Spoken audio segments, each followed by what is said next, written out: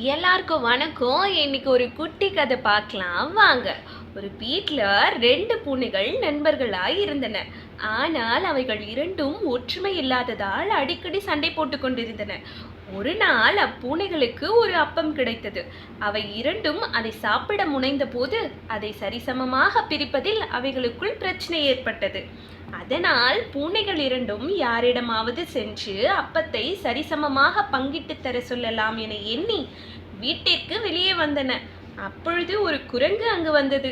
குரங்கிடம் அப்பத்தை கொடுத்து அதை சமமாக பிரித்து தரும்படி கேட்டன.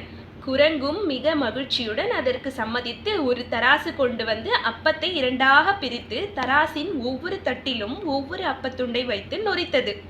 அப்பொழுது ஒரு அப்பத்துண்டு சிறிது பெரிதாக இருந்ததினால் அந்த துண்டு இருந்த தட்டு சற்று கீழே பதிந்தது. உடனே அந்த குரங்கு அந்த அப்பத்துண்டை எடுத்து ஒரு கடி கடித்து சாப்பிட்டு விட்டு மீதியை தட்டில் போட்டது. இப்பொழுது மற்ற தட்டு கீழே தாழ்ந்தது. அப்பொழுதும் அந்த தட்டில் இருந்த அப்பத்துண்டை எடுத்து சிறிது கடித்துவிட்டு மீண்டும் போட்டது.